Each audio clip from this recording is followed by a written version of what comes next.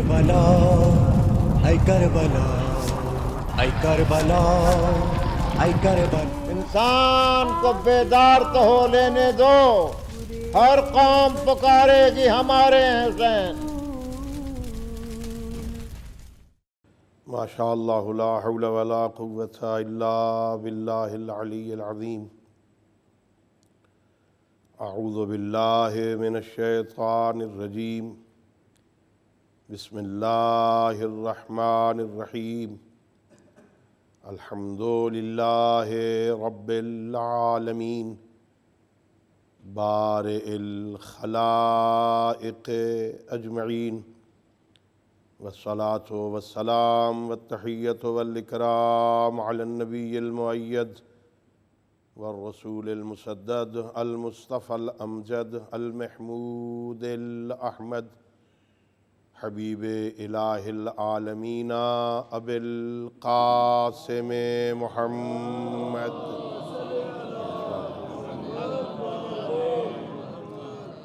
وعلی اہل بیتہ الطیبین الطاہرین المعصومین الغر المیامین الذین قال اللہ تعالی فی شأنہم انما یرید اللہ لیذہب عنکم الرجس اہل البیت ویطہرکم تطہیرا.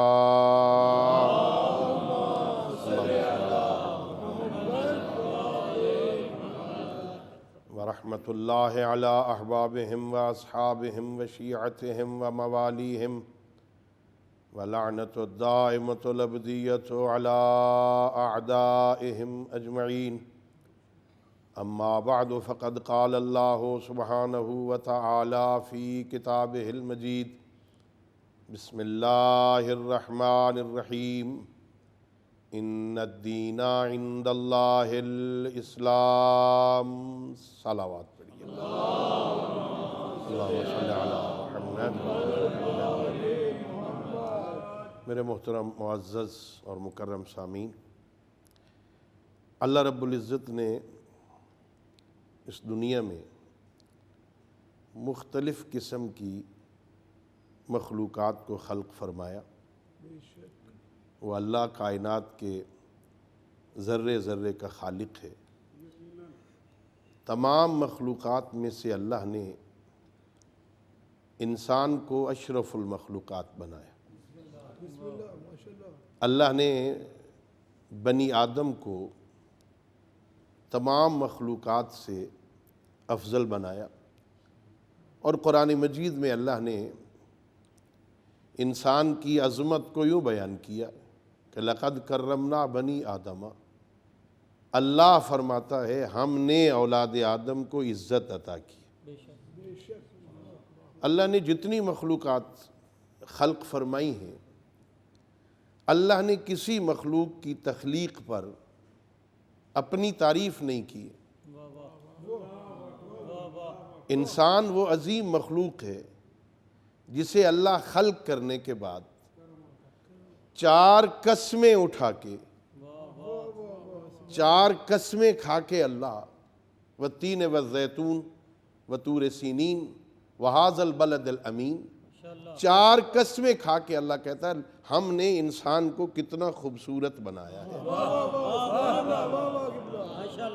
لقد خلقنا انسان فی احسن تقویم. انسان بہت عظیم مخلوق ہے، اللہ کی تخلیق کا عظیم شاہکار. چنانچہ اللہ نے انسان کے علاوہ جتنی مخلوقات خلق کی ان کی غرض تخلیق کچھ اور رکھی، اور انسان کی غرض تخلیق دیگر مخلوقات سے الگ رکھی. اللہ قرآن میں فرماتا ہے خلق لکم ما فی الارض. اے حضرت انسان، اس زمین میں جو کچھ ہم نے خلق کیا ہے وہ تمہارے لیے خلق کیا. اور حدیث قدسی میں ارشاد پروردگار ہے اے فرزندان آدم، ہم نے اس دنیا میں جو کچھ خلق کیا ہے وہ تمہارے لیے خلق کیا ہے اور تمہیں ہم نے اپنے لیے خلق کیا ہے. اللہ نے انسان کو عزت عطا فرمائی، اللہ نے انسان کو شرف عطا فرمایا. اور یہی وجہ ہے کہ اللہ نے انسان کے علاوہ جتنی مخلوقات خلق کی ہیں ان کو اللہ نے ہدایت تکوینی عطا کی. اللہ انہیں جیسا دیکھنا چاہتا تھا، جیسے رکھنا چاہتا تھا، انہیں ویسا بنا کے خلق کر دیا. ان میں سے کوئی بھی اپنی حدوں سے تجاوز نہیں کرتا، اپنی حدوں میں رہتا ہے. آپ نہیں دیکھیں گے کبھی کہ شہد کی مکھی جالا بن رہی ہو، مکڑی شہد بنا رہی ہو. والشمس تجری لمستقر لہا ذالک تقدیر العزیز العلیم والقمر قدرناہ منازل حتی عاد کالعرجون القدیم. اللہ فرماتا ہے سورہ یاسین میں، ہم نے سورج کے اپنے راستے بنائے ہیں، یہ اپنے راستے طے کرتا ہے. ہم نے چاند کی اپنی منزلیں بنائی ہیں، یہ اپنی منزلیں طے کرتا ہے. کبھی سورج اپنی حدوں سے آگے بڑھنے کی کوشش نہیں کرتا کہ سورج چاند سے آگے نکل جائے، چاند سورج سے پیچھے رہ جائے. کہیں کوئی جتنی مخلوقات خلق کی ہیں، جمادات کو جمادات بنایا، وہ نباتات بننے کی خواہش ہی نہیں کرتے، نباتات حیوان بننے کی خواہش ہی نہیں کرتے، حیوان انسان بننے کی تمنا ہی نہیں کرتے. فرشتے جیسے بنائے ہیں، جو سجدے میں وہ سجدے میں ہے، جو رکوع میں ہے وہ رکوع میں ہے. جو سجدے میں ہے اس نے کبھی سجدے سے سر اٹھا کے کائنات کے دیکھنے کا تصور ہی نہیں کیا ہے. وہ اپنی حدوں میں رہتے ہیں، کوئی بھی اپنی حدوں سے تجاوز نہیں کرتا. لیکن انسان کو اللہ نے ان کو ہدایت تکوینی دے دی. اللہ نے انسان کو دو قسم کی، ایک کچھ ہدایت تکوینی دی اور کچھ انسان کو اللہ نے مختار بنایا. اللہ نے آنکھیں عطا کر دی. انسان اللہ کا محتاج، وہ آنکھیں دے گا تو ہم دیکھیں گے. اس نے کان عطا کیے، کان دینا اس کا کام. کان کا کام سننا ہے، اس کا کام ہے کہ کانوں کو ایسا بنا دے کہ یہ سنے. زبان بولے گی، بولنے کی طاقت وہ دے گا. یہاں تک یہ ہدایت تکوینی اعضاء کو عطا کی. آنکھیں دیکھیں گی، سنیں گی نہیں. کان سنیں گے، بولیں گے نہیں. زبان بولے گی یا دیکھے گی نہیں.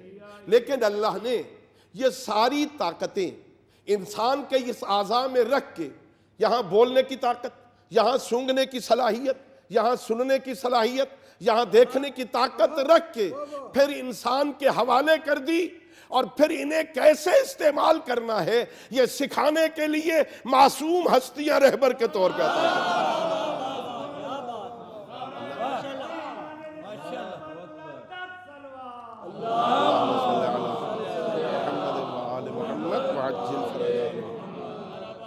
اللہ رب العزت نے انسان کی ہدایت کے لیے معصوم ہستیوں کا انتخاب کیا. اس بندے کو آداب بندگی سکھانے کے لیے، انہیں حدود بندگی میں رکھنے کے لیے. چونکہ یہ واحد مخلوق تھی جو اپنی حدوں سے تجاوز کرتی، بندہ ہو کے خدا بننے کی کوشش کرتا. کبھی فرعون کی شکل میں، کبھی نمرود کی شکل میں، کبھی شداد کی شکل میں. اور ظاہر ہے وہ تو مشہور ہو گئے اور بدنام ہو گئے.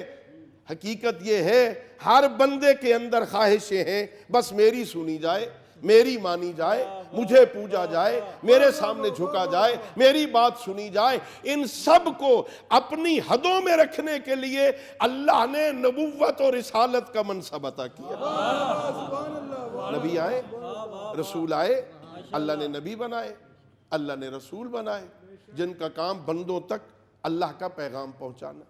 اللہ نے 1,24,000 نبی بنائے تقریباً، ان میں 313 رسول بنائے. اور یہ اس کی اپنی مصلحت ہے. عزیزو، میرے محترم معزز سامعین، اللہ نے جتنے نبی بنائے ہیں نا، اللہ نے جتنے رسول بنائے ہیں نا، اللہ نے جتنے رسول بنائے ہیں نا، انہیں ایک جیسا نہیں بنایا. تیسرے پارے میں اللہ فرماتا ہے تِلْكَ الرُّسُلُ فَضَّلْنَا بَعْضَهُمْ عَلَى بَعْضٍ. ہم نے بعض رسولوں کو بعض رسولوں پر فضیلت عطا کی ہے. سارے رسول ایک جیسے نہیں ہیں، سارے نبی ایک جیسے نہیں ہیں. قرآن مجید میں اللہ فرماتا ہے فلاں نبی کو ہم نے اس کی اپنی قوم کی طرف نبی بنا کے بھیجا. وہ اپنے گھر والوں کے لیے، اپنے رشتہ داروں کے لیے اللہ کے نبی ہیں. کچھ اپنے علاقے والوں کے لیے اللہ کے نبی ہیں. کچھ ساری زمین والوں کے لیے اللہ کے نبی ہیں. یہ اعزاز ہے اللہ کا جو ہمیں عطا کیا کہ وہ قادر مطلق اللہ اگر چاہتا تو ہمیں بھی کسی چھوٹے نبی کا امتی بنا سکتا تھا. اعزاز یہ عطا کیا، ہمیں اس نبی کا امتی بنایا جسے اللہ نے عالمین کا پیغمبر بنا کے بھیجا. یا رسول اللہ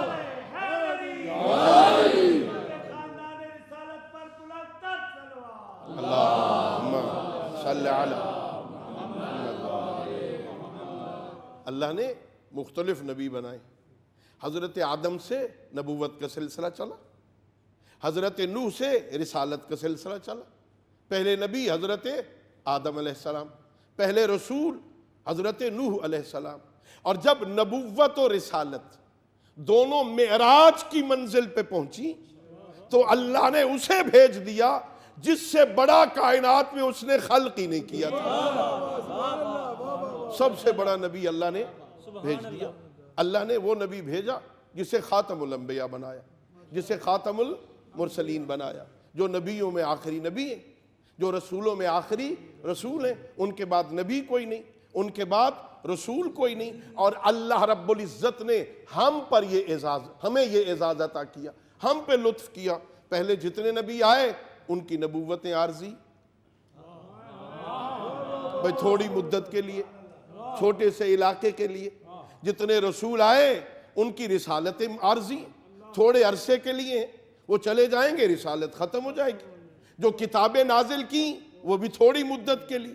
اللہ نے ہم پہ کرم کیا، نبی وہ عطا فرمایا جس نبی کی نبوت قیامت تک، رسول وہ عطا فرمایا جس کی رسالت قیامت تک ہے، کتاب وہ عطا فرمائی جو قیامت تک ہے، اور زندگی گزارنے کے لیے دین وہ عطا فرمایا جو قیامت تک رہنے والا. اللہ نے ہم پر عطا کیا. نعرہ تکبیر، اللہ اکبر، نعرہ رسالہ، یا رسول اللہ، نعرہ حیدری. اللہ نے ہم پہ کرم کیا، اللہ نے ہم پہ لطف کیا، اللہ نے ہمیں عظیم پیغمبر کا امتی ہونے کا اعزاز عطا کیا. اور میں اکثر کہتا ہوں عزیزو، یہ بہت بڑا اعزاز ہے جو اس نے عطا کیا ہے. وہ قادر مطلق ہے، وہ اپنی مرضیوں کا مالک، کسی سے مشورے لینے کا پابند نہیں ہے، نہ کسی کے مشورے کا محتاج. وہ جو اپنی مرضیوں کا مالک ہے، اس اللہ نے ہمیں اس نبی کا امتی ہونے کا اعزاز عطا کیا جس کے امتی ہونے کی تمنا نبی کیا کرتے تھے. اب اگر وقت کی قلت ہے، اگر یہ ذہن میں رہ جائے کہ اللہ نے اتنا بڑا نبی اور اتنے بڑے رسول کا امتی ہونے کا ہمیں اعزاز عطا کیا، جو نبیوں میں سارے نبیوں کا سردار ہے، جو رسولوں میں سارے رسولوں کا سردار ہے، جو لولاک لما خلقت الافلاک کا مصداق ہے. میرے حبیب اگر ہم تمہیں خلق نہ کرتے، ہم کائنات کو خلق نہ کرتے، جس کی محبت میں اللہ نے کائنات کو خلق کیا ہے، اللہ رب العزت نے جسے یہ اعزاز عطا کیا. لوگو کنت کنزا مخفیہ، میں تو چھپا ہوا خزانہ تھا، مجھے کوئی جانتا نہ تھا، مجھے کوئی پہچانتا نہ تھا. جب میں نے چاہا کہ پہچانا جاؤں تو میں نے محمد کو خلق کر دیا. اسے دیکھو، مجھے پہچانو. وہ جو اتنی عظمتوں کا مالک ہے نا، وہ محمد عربی ذہن میں رکھیے اور پھر پہچانیے. وہی نبی کہتا ہے کہ حسین منی وانا من الحسین. وہی کہتا ہے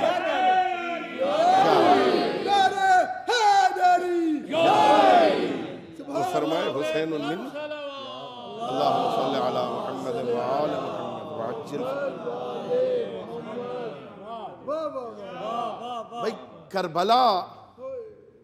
کربلا در حقیقت سارے نبیوں کی محنتوں کی حفاظت کا نام ہے کربلا.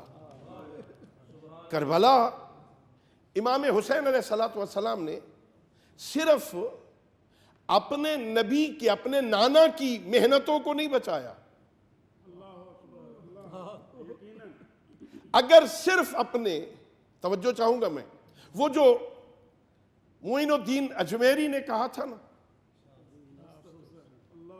دین است حسین، دین پناہ است حسین. اگر صرف اپنے نبی کی، اپنے نانا کی محنتوں کی حفاظت کی ہوتی تو پھر دین نہیں کہنا چاہیے تھا، دین چلا تھا آدم سے، پیغمبر کے دین کا نام تھا اسلام، پھر کہتا اسلام است حسین، اسلام پناہ است حسین۔ حسین ابن علی نے صرف اسلام کو نہیں بچایا، دین کو بچایا، اور دین چلا آدم سے۔ پتہ چلا آدم سے لے کے خاتم تک سارے نبیوں کی محنتوں کو جو بچائے اسے حسین کہتے ہیں، اسے حسین کہتے ہیں۔ ہاں، حسین ابن علی نے کیا۔ میں بہت نزدیک آ کے اپنے محترم معزز سامعین سے عرض کروں گا، جسے یہ سمجھ نہ ہو کہ حسین ابن علی نے کربلا میں کیا بچایا ہے، اسے پہلے یہ سمجھنا چاہیے کہ محمد عربی نے پہنچایا کیا تھا۔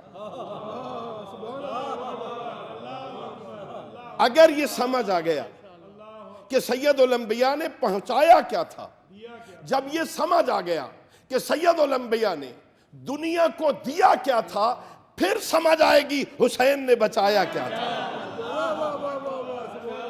پہلے یہ سمجھنا پڑے گا۔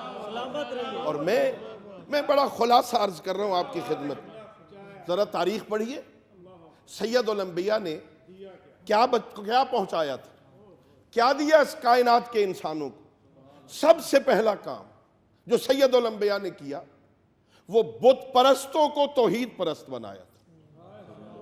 بتوں کی پوجا کرتے ہیں لوگ، اپنے ہاتھوں سے بناتے ہیں، عجیب جاہل ہیں بھائی، اپنے ہاتھوں سے بت تراشتے ہیں، اپنے ہاتھوں سے تراش کے دیوار پہ لگاتے ہیں، اور پھر انہیں خود اختیارات بھی تفویض کرتے ہیں۔ اب یہ ہمیں اولاد دے گا، یہ اب بارش برسائے گا، اب یہ بادل لے آئے گا، یہ ہمیں رزق دے گا۔ عجیب جاہل تھے بھائی، میں کیا بات کروں اس بستی کے جاہلوں کی جن کا رہنما بھی ابو جہل ہو، تو ان کی کیا بات کی جائے۔ ابو جہل کے ماننے والے، اس کے پیچھے چلنے والے بتوں کی پوجا کرتے، سید الانبیاء حضرت محمد مصطفیٰ صلی اللہ علیہ وآلہ وسلم لوگوں کو پہلا درس یہ دے رہے تھے، قولوا لا الہ الا اللہ تفلحوا، لا الہ الا اللہ کہو، اللہ کے علاوہ کوئی لائق عبادت نہیں، کامیاب ہو جاؤ گے۔ تو کامیابی تمہارا مقدر ہے۔ ان بتوں کو چھوڑو، یہ اندھے ہیں، انہیں نظر کچھ نہیں آتا، یہ بہرے ہیں، انہیں سنائی کچھ نہیں دیتا، یہ گونگے ہیں، یہ بول نہیں سکتے، یہ اپاہج ہیں، بیچاروں کو جہاں بٹھا دو۔ انہیں تو یہ بھی پتہ نہیں ہے کہ یہ جگہ ہمارے بیٹھنے کے لائق بھی ہے یا نہیں ہے، انہیں جہاں بٹھا دو یہ بیٹھ جاتے ہیں۔ جو اپنے آپ کو سورج کی گرمی سے نہیں بچا سکتے، تمہیں جہنم سے کیسے بچائیں گے؟ ان بتوں کی پوجا چھوڑو، ہاں اللہ کی توحید پہلا سبق، ہاں توحید کا سبق پہلا، بت پرستی چھوڑو، اس رب کی عبادت کرو جو تمہارا بھی خالق ہے، ہمارا بھی خالق ہے۔ سید الانبیاء نے دوسرا کام جو اس معاشرے کے لیے کیا، وہ قزاق کو، رہزنوں کو، ڈاکوؤں کو لوٹنے کا جذبہ کم کر کے ان کے اندر لٹانے کا جذبہ پیدا کیا۔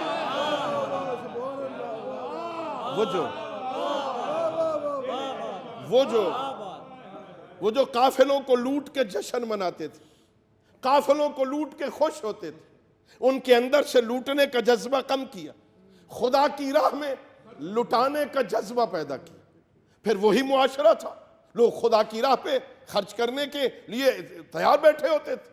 وہ معاشرہ جہاں بیٹیوں کو زندہ دفن کرنے کی عادت تھی، پیغمبر نے یہ انقلاب برپا کیا کہ اس معاشرے کو سمجھایا یہ بیٹیاں دفن کرنے کے لیے نہیں ہوتی، بیٹی ہو فاطمہ جیسی آ جائے تو اٹھ کے استقبال کیا جاتا۔ بیٹیاں احترام کے لائق ہوتی، اللہم صلی علی محمد، اٹھ کے استقبال کرتی، پیغمبر گرامی اسلام نے اس معاشرے میں یہ انقلاب برپا کیا کہ جو شعروں کے دل دادا تھے، وہ جو شعر پڑھ کے اپنی محفلیں جمایا کرتے تھے، انہیں شعروں سے ہٹا کے وہ جو پگڈنڈی پہ دوڑنے والی ہرنی کی تعریف میں لکھے گئے اشعار پڑھ کے اپنی محفلیں جماتے تھے، انہیں وہاں سے ہٹا کے قرآن پڑھنے کا قاری بنایا۔ وہ معاشرہ جہاں تعصب تھا، گورے اور کالے کا فرق تھا، عربی اور عجمی کا فرق تھا، جہاں یہ کہا جاتا یہ گونگے ہیں، عرب بولنے والے تو ہم ہیں، باقی گونگے ہیں، پیغمبر نے اس عرب اور عجم، کالے اور گورے کا فرق ختم کر کے این عربوں کے مرکز میں بلال حبشی کو مؤذن بنا دیا۔ پیغمبر نے بہت بڑا انقلاب نعرہ رسالہ، یا رسول اللہ۔ نعرہ حیدری۔ تو سید الانبیاء نے بہت بڑا انقلاب برپا کیا۔ یہ اگر ذہن میں رہے کہ پیغمبر نے کیا دیا تھا، یہ ذہن میں رکھیے اور پھر کربلا کو سمجھیے کہ حسین نے بچایا کیا تھا۔ وہ جو کچھ پیغمبر نے دیا تھا نا، وہ جو پیغمبر گرامی اسلام نے مکہ سے انقلاب شروع کیا تھا اور مدینہ میں پہنچ کے 11 ہجری میں الیوم اکملت لکم دینکم واتممت علیکم نعمتی ورضیت لکم الاسلام دینا کی مہر جس پہ لگ گئی تھی نا، وہ جو دین مکمل ہو گیا تھا نا، وہ دین 60 ہجری میں ختم ہو رہا تھا۔ حسین ابن علی نے پھر جانشین پیغمبر ہونے کا وہ ثبوت دیا کہ جسے پیغمبر نے پہنچایا تھا اسے ایسی زندگی دے دی کہ یہ پھر قیامت تک حلال محمد حلال رہے گا، حرام محمد حرام رہے گا۔ اور میں یہ کہا کرتا ہوں یہ کربلا ہے، کربلا۔ اگر کوئی سمجھے بھئی دیکھو پیغمبر نے شراب کو حرام قرار دیا، لوگ پیتے تھے، گھروں میں مٹکے بھرے ہوئے ہوتے تھے لوگوں کے، پیتے تھے لوگ، پیغمبر نے حرام قرار دیا۔ یہ یزید پھر اسے حلال کر رہا تھا، اسی پیغمبر کے مسند پہ بیٹھ کر شراب بھی پی رہا تھا۔ حسین ابن علی نے ایسا انقلاب برپا کیا کہ آج 1400 سال بعد بھی کوئی بدبخت مسلمان شراب پیتا بھی ہے نا تو حرام سمجھ کے پیتا ہے۔ یہ ہے کربلا، یہ ہے کربلا، یہ ہے کربلا۔ حسین ابن علی نے پیغمبر گرامی اسلام کی اس سارے مشن کو قیامت تک ایسی زندگی دے دی، یہ قیامت تک اب باقی رہے گا۔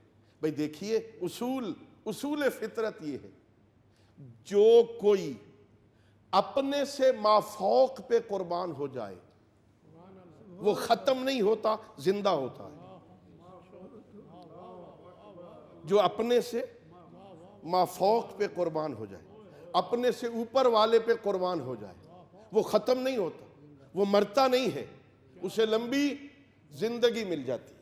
بھئی دیکھیے بڑی سادہ سی مثال ہے، یہ چارہ، یہ گھاس، اسے کاٹ کے پھینک دو یہ خشک ہو جائے گا، ہوا اسے اڑا کے لے جائے گی، اس کا نام و نشان ختم ہو جائے گا۔ لیکن اگر یہی نباتات اپنے سے مافوق حیوان کی غذا بن جائے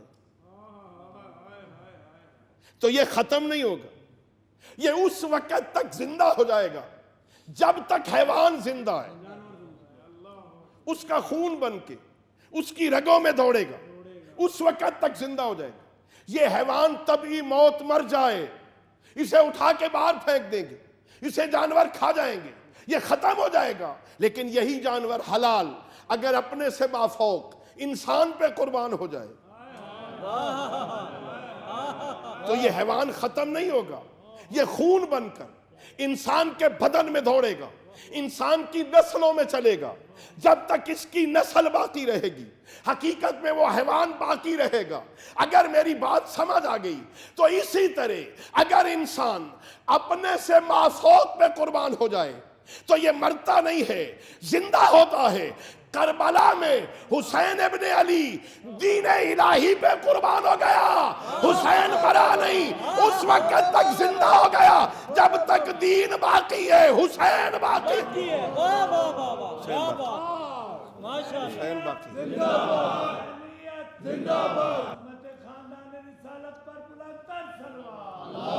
اللہم صلی اللہ علیہ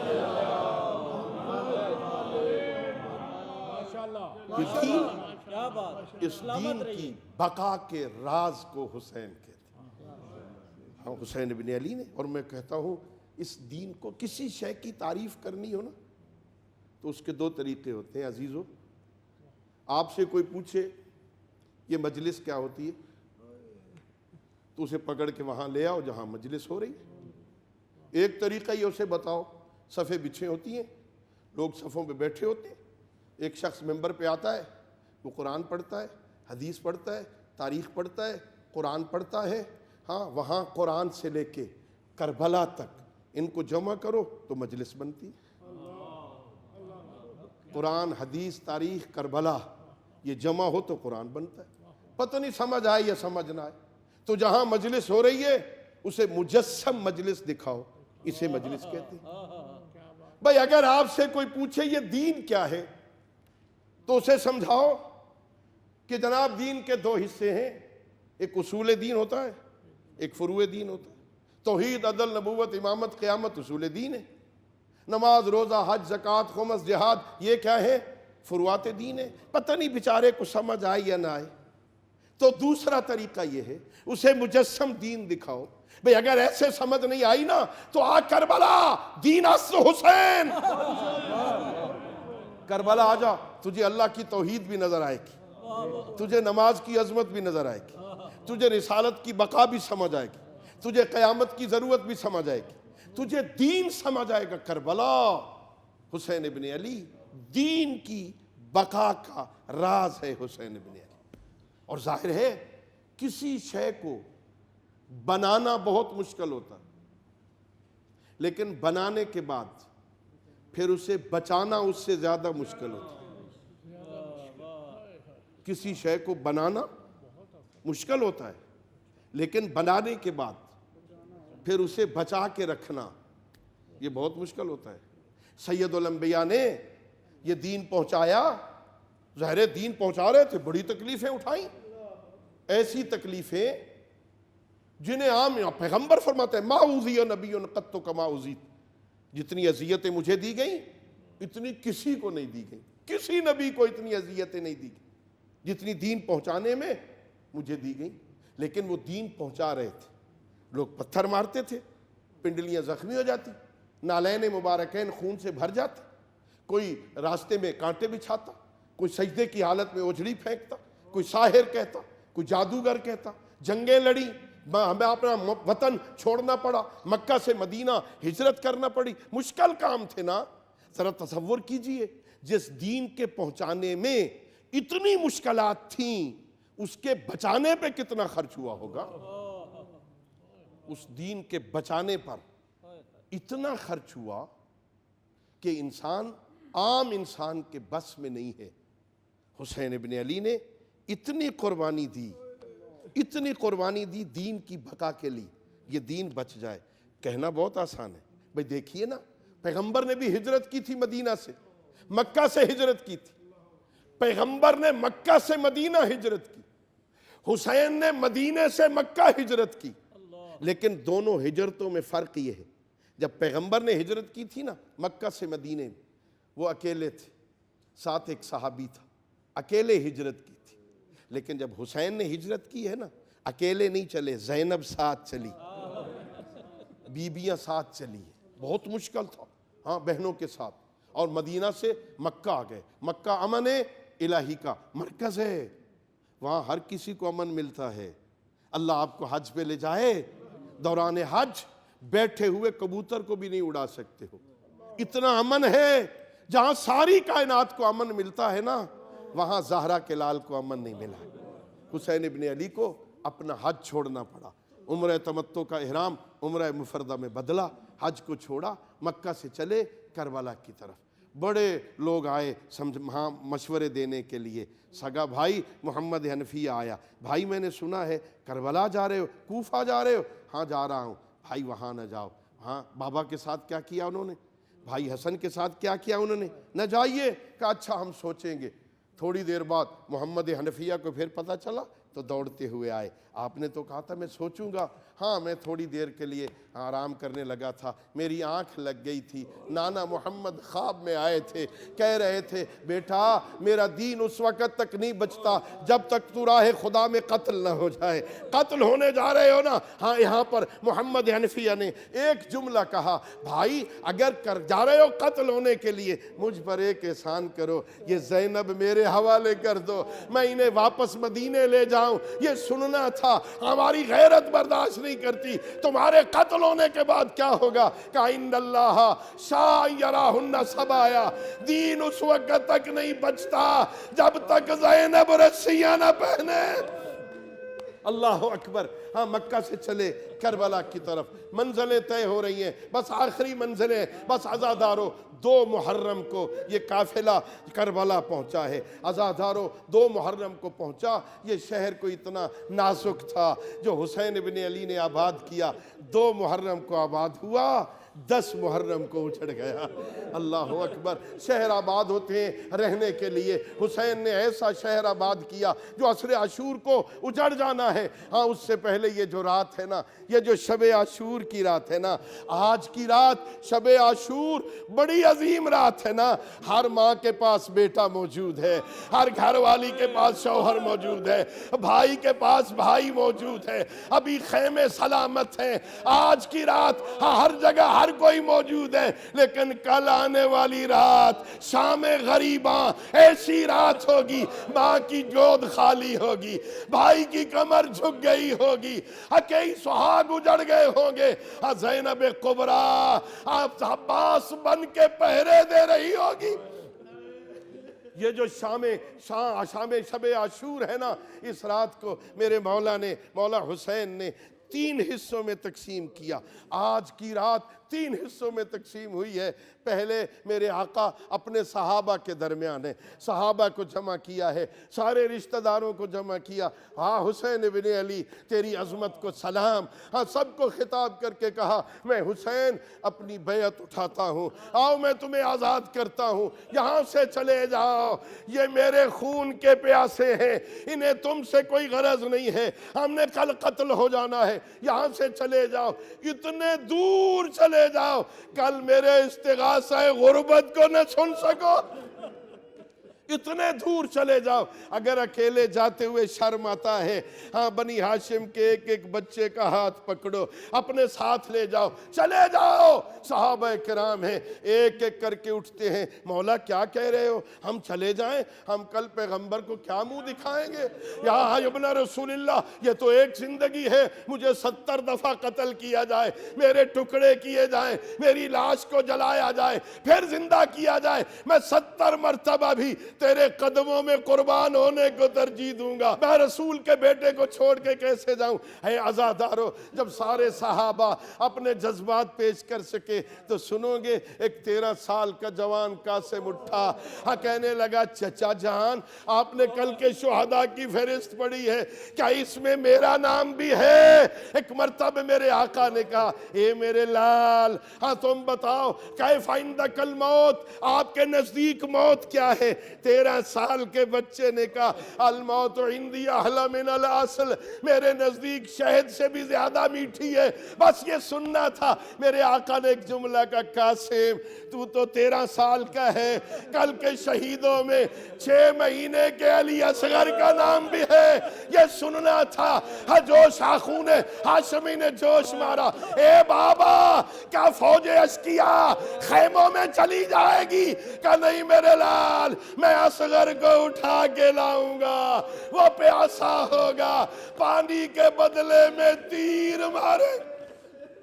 اللہ اکبر۔ میرے آقا نے صحابہ کو چھوڑا، پھر دوسرا حصہ ہائے عزادارو اپنی بیویوں میں گزارا، عزادارو خواتین کو اکٹھا کیا، خیموں میں گزارا، وہاں بیویاں اپنے اپنے بچوں کو تیار کر رہی تھی۔ دیکھو کل سب سے پہلے لاش تمہاری آنی چاہیے۔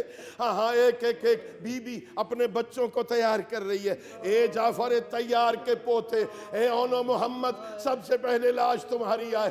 اکبر، سب سے پہلے اپنے بابا پہ تم قربان ہو جانا. قاسم تیرا بابا حسن نہیں ہے, میری لاج رکھ لینا, پہلے تیری لاش آنی چاہیے. یہ بیویاں تیار کر رہی ہیں. ہائے کربلا کی مائیں عجیب ہیں.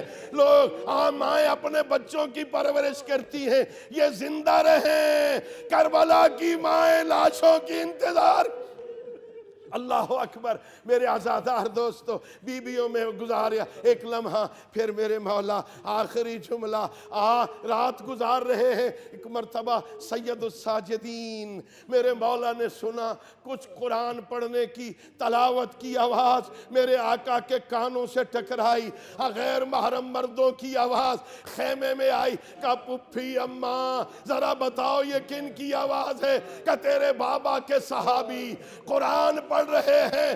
کہا بڑا بابا کو بلاؤ. اے بابا اپنے صحابہ سے کہو خیمے دور لے جائیں, ان کے قرآن پڑھنے کی آواز میری پھوپھیوں کے کانوں سے ٹکرا رہی ہے. سید الساجدین سے کہا اے میرے لال آج رات صبر کر لے, کل رات کو جہاں تیرا جی چاہے وہاں خیمے لگا لینا. الا لعنت اللہ علی القوم الظالمین وسيعلم الذين ظلموا أي منقلب ينقلبون وآخر دعوانا أن الحمد لله رب العالمين.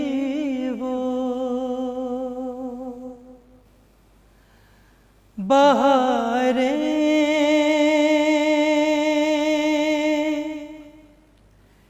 کدھر گئی,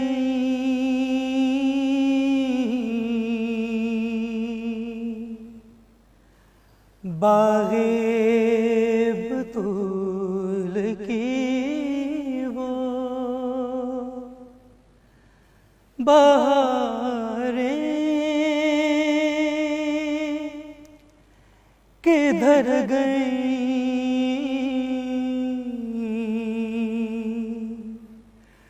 شبنم کو انتظار میں صدیاں گزر گئیں,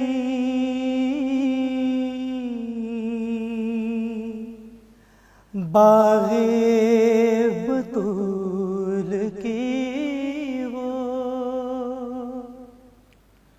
بہاریں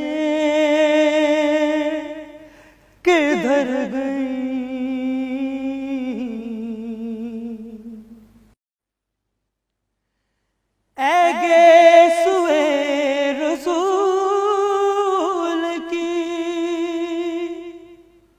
خوشبو کہاں ہے تو,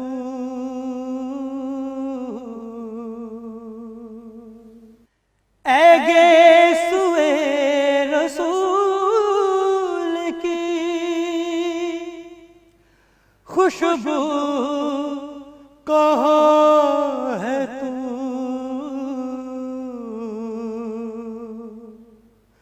نیزے پہ کیوں حسین کی زلفیں بکھر گئیں,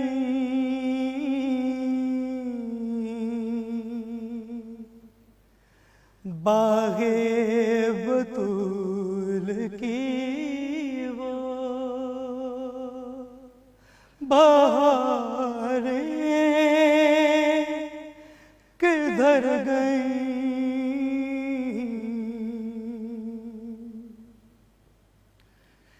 تھی درمیان حسین غریب الوطن کی لاش,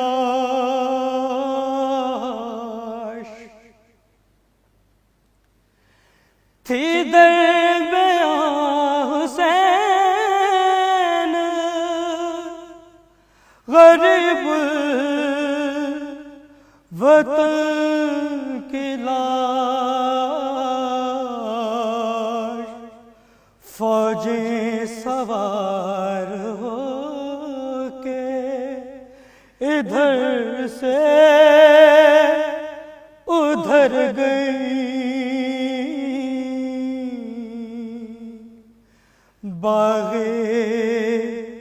بطول کی وہ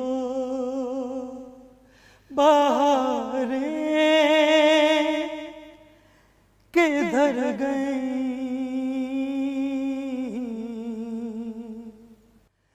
لاشوں کو رسیوں میں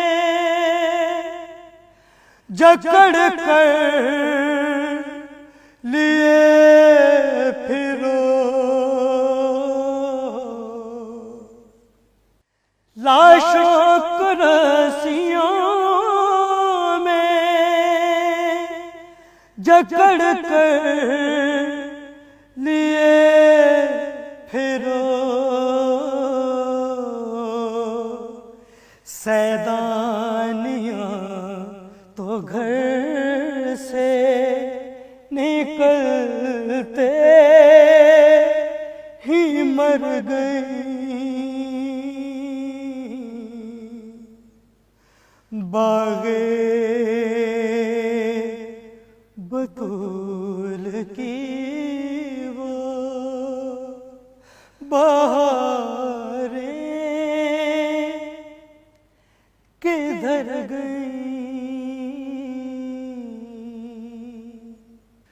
صغرا کو انتظار ہے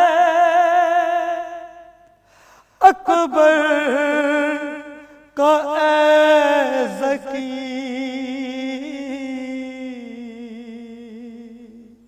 صغرا کو انتظار ہے اکبر کا اے ذکی، اصغر کو رونے والیاں قیدوں میں مر گئیں، شاست حسین بادشاہ است حسین، دین است حسین، کی پناہ است حسین، سرداد مداد دست در دست یزید، حقا کے بنائے لا الہ است حسین۔ اے کربلا، اے کربلا، اے کربلا، اے کربلا۔ انسان کو بیدار تو ہو لینے دو، ہر قوم پکارے گی ہمارے حسین۔